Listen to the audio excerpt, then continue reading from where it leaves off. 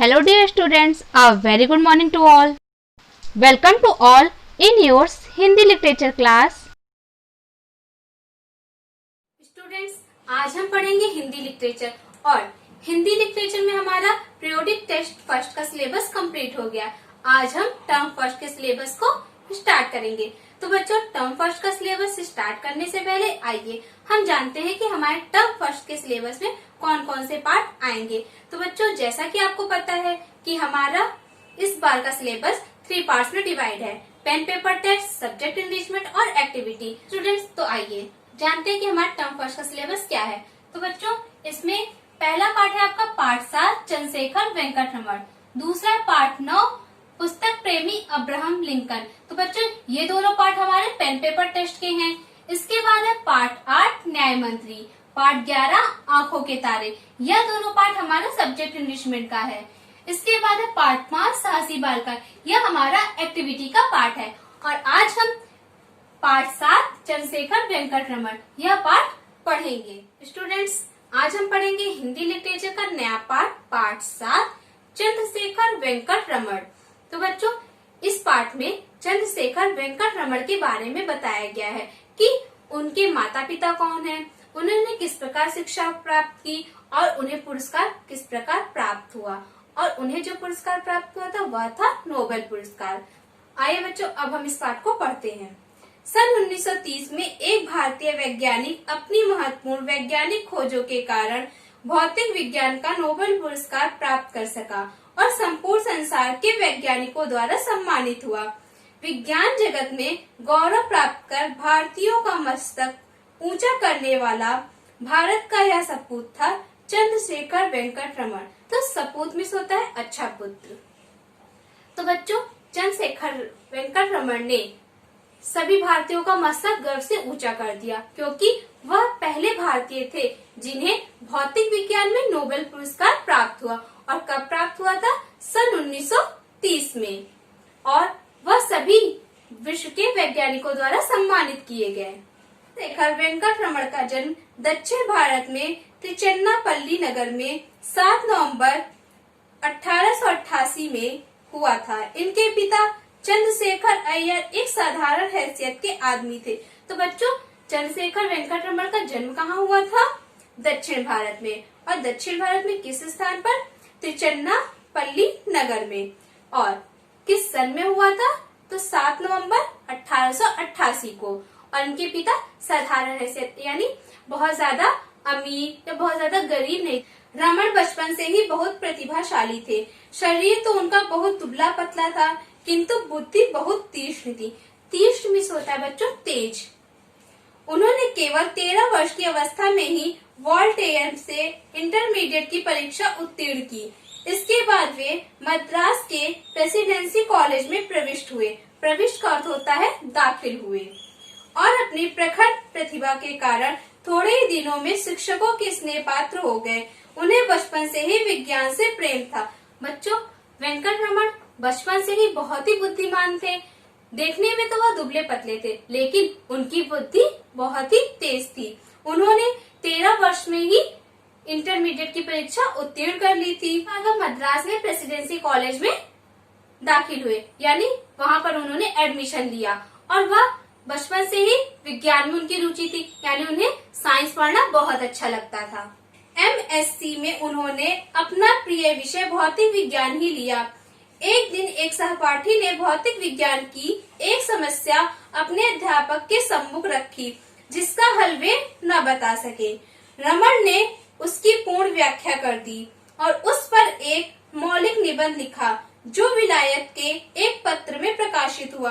तो बच्चों, जब उन्होंने MSc में एडमिशन लिया तो उन्होंने अपना प्रिय सब्जेक्ट ही चुना। उनका प्रिय सब्जेक्ट क्या था? भौतिक विज्ञान। उन्होंने उसी में एडमिशन लिया।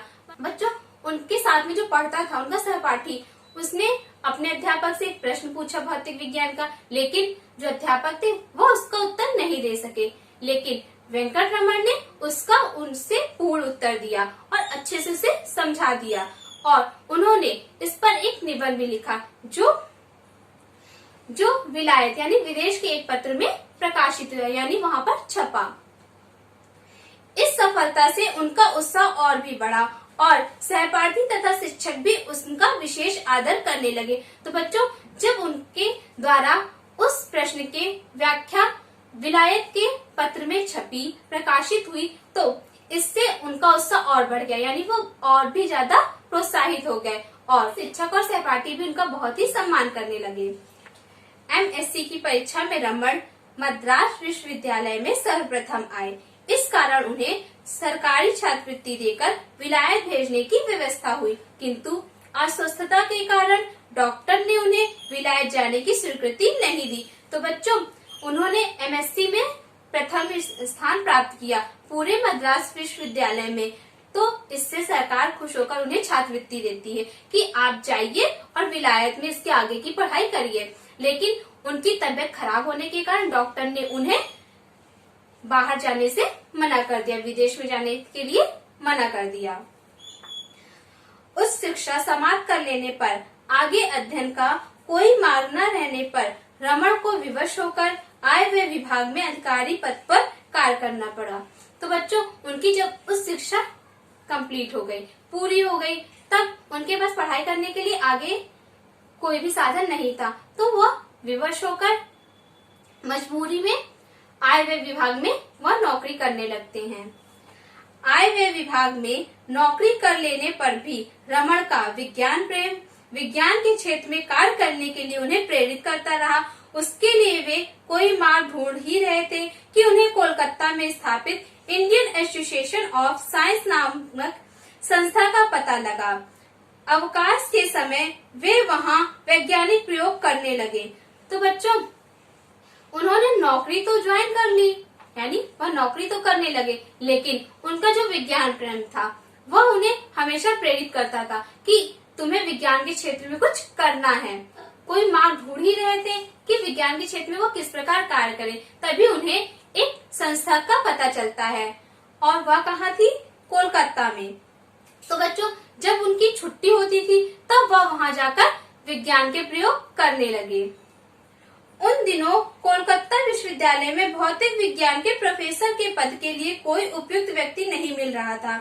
कोलकाता विश्वविद्यालय के यशस्वी उप कुलपति सर आशुतोष मुखर्जी का ध्यान रमण की ओर गया। उनकी प्रतिभा से प्रभावित होकर उन्होंने विश्वविद्यालय में उन्हें प्रोफेसर नियुक्त करना चाहा। तो बच्चों, वहां पर कोलकाता विश्वविद्यालय में भौतिक विज्ञान का कोई भी प्रोफेसर नहीं था, तो उन्हें अपने शिष्य के बारे में याद आता है, वहां के जो उपकुलपति होते हैं, तो वह रमण को प्रोफेसर बनाने के लिए सोचते हैं। उनकी प्रार्थना पर रमण ने सरकारी नौकरी के अधिक वेतन और भविष्य की उन्नति के लोभ को छोड़कर विज्ञान की सेवा करना स्वीकार कर लिया और वे भौतिक विज्ञान के प्रोफेसर नियुक्त हो गए। तो बच्चों, जब कुलपति ने उन्हें प्रोफेसर के लिए नियुक्त किया तो वह अपने सरकारी पद को छोड़कर, वेतन के लाभ को छोड़कर वह प्रोफेसर पद पर नियुक्त हो गए, क्योंकि उन्होंने यह ज्यादा उचित समझा। प्रोफेसर रमण की आरंभ से ध्वनि के संबंध में रुचि थी और उन्होंने इस संबंध में बहुत सी महत्वपूर्ण खोजें की। इन खोजों ने इनका नाम वैज्ञानिक जगत में उज्जवल किया। सन 1923 में इन्हें लंदन की रॉयल सोसाइटी का सदस्य नियुक्त किया गया, जो बड़ी ही प्रतिष्ठा की बात थी। तो बच्चों, रमण जी को ध्वनि के क्षेत्र में ज्यादा रुचि थी, यानी भौतिक विज्ञान में भी ध्वनि। यहाँ पर बहुत से ही पार्ट होते हैं जिनमें आपको विशेष रुचि हो सकती है, जो आपको पसंद हो, जिसमें आप अध्ययन कर सकते हो। तो उन्हें ध्वनि में बहुत ही विशेष रुचि थी और इसके लिए उन्होंने बहुत सी महत्वपूर्ण खोजें भी की थी। इन खोजों के द्वारा ही सन 1923 में उन्हें लंदन की रॉयल सोसाइटी का सदस्य चुना गया, जो उनके लिए बहुत ही प्रतिष्ठा यानी बहुत ही सम्मान की बात थी। विदेशी वैज्ञानिक भारतीय वाद्यों को वैज्ञानिक दृष्टि से हे समझते थे। प्रोफेसर रमण ने वीणा, मृदंग, तबला आदि वाद्यों की ध्वनि का विस्तृत अध्ययन करके दिखा दिया कि ये बाजे भी ध्वनि विज्ञान की दृष्टि से श्रेष्ठ हैं। बच्चों, जो विदेशी वैज्ञानिक थे, यहाँ के वाद्य यंत्रों को बहुत ही यानी बहुत ही हीन दृष्टि से देखते थे। बच्चों, रमण ने इन वाद्य यंत्रों का विस्तृत अध्ययन करके सबको यह बता दिया कि यह वाग्यंत्र श्रेष्ठ है। सन 1928 में रमण ने प्रकाश के विकिरण के संबंध में खोज की, जो एक महत्वपूर्ण खोज मानी जाती है। इसे रमण प्रभाव कहते हैं। तो बच्चों, रमण ने 1928 में प्रकाश विकिरण की खोज की और यह खोज बहुत ही महत्वपूर्ण मानी जाती है और इस खोज को क्या नाम दिया गया? रमण प्रभाव।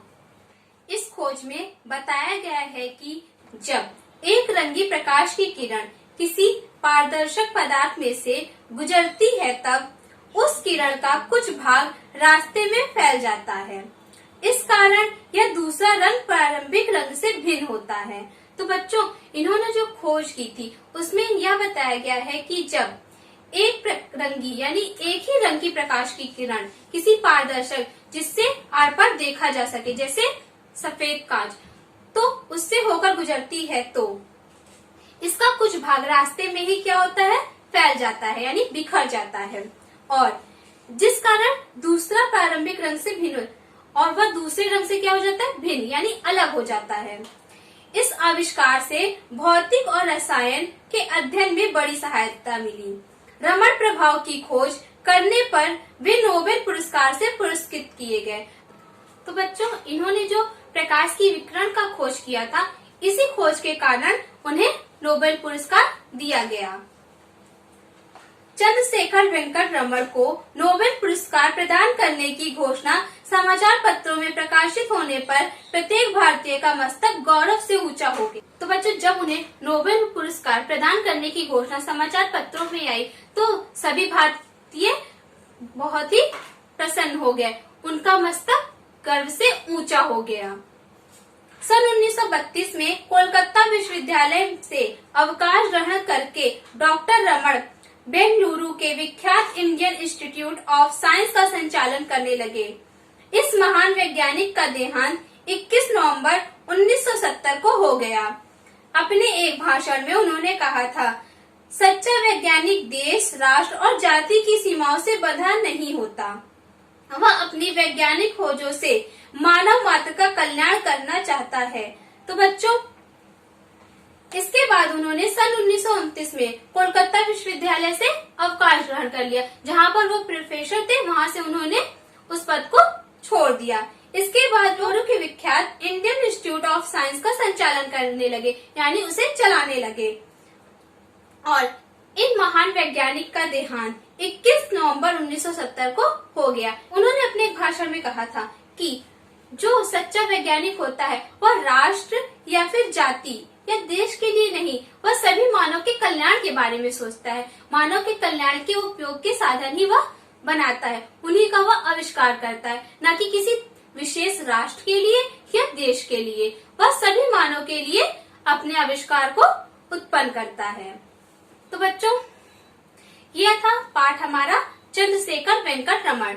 तो बच्चों, इस पाठ में हमने वेंकट रमण के जीवन के बारे में पढ़ा कि उन्होंने किस प्रकार प्रकाश के विकिरण की खोज की, उन्होंने कैसे हमारे भारतीय वाद्य यंत्रों की ध्वनियों का अध्ययन किया और उन्हें बताया कि वह हमारे वाद्य यंत्र भी बहुत ही श्रेष्ठ हैं।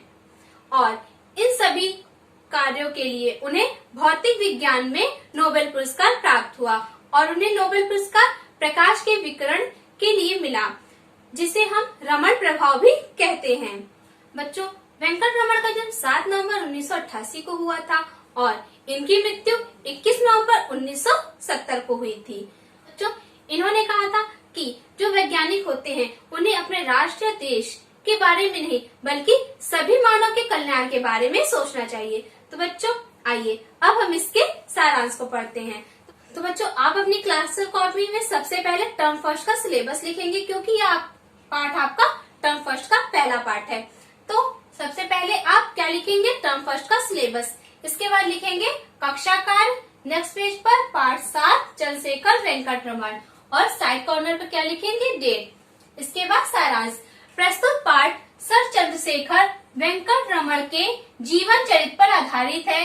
अपने अथक परिश्रम, लगन तथा सूझबूझ से उन्होंने किस प्रकार नोबेल पुरस्कार प्राप्त किया, आओ इसे पढ़ें। तो बच्चों यह था इस पाठ का स्टूडेंट सारांश को लिखने के बाद आपको नेक्स्ट पेज पर लिखना है कठिन शब्दार्थ। इसमें पहला है आपका सम्मानित। सम्मानित का अर्थ होता है जिसका सम्मान किया जाए। संपूर्ण, संपूर्ण का अर्थ होता है सारा, प्रतिभाशाली, इसका अर्थ होता है बुद्धिमान। सपूत, सपूत का अर्थ होता है अच्छा बेटा। सर्वप्रथम, सर्वप्रथम का अर्थ होता है सबसे पहले। प्रविष्ट, प्रविष्ट का अर्थ होता है दाखिल। अस्वस्थता, इसका अर्थ होता है बीमारी, यानी जो व्यक्ति बीमार हो, जिसकी तबीयत ना ठीक हो। उत्साह, जोश, स्वीकृति, मंजूरी, उपयुक्त, ठीक या सही। प्रतिष्ठा, सम्मान या फिर इज्जत। पारदर्शक, जिसके आर पार देखा जा सके। पुरस्कृत, जिसे इनाम मिला हो। तो बच्चों आपको इन सभी शब्दार्थों को याद करना है और इनमें से किन्हीं 5 शब्दार्थ का वाक्य प्रयोग करके उसे भी अपनी होमवर्क कॉपी में राइट करना है। आज का क्लास वर्क है आपका पाठ 7 चंद्रशेखर वेंकटरमण। इस पाठ का सारांश और कठिन शब्दार्थ अपनी क्लास वर्क कॉपी में साफ और सुंदर राइटिंग में लिखिए। आज का होमवर्क है आपका पाठ 7 चंद्रशेखर वेंकटरमण। इस पाठ के कठिन शब्दार्थ याद करके अपनी होमवर्क कॉपी में लिखे तथा किन्हीं 5 कठिन शब्दों का वाक्य प्रयोग करके उसे भी अपनी होमवर्क कॉपी में लिखिए। Thank you students. Thanks for watching and always keep smiling and take care.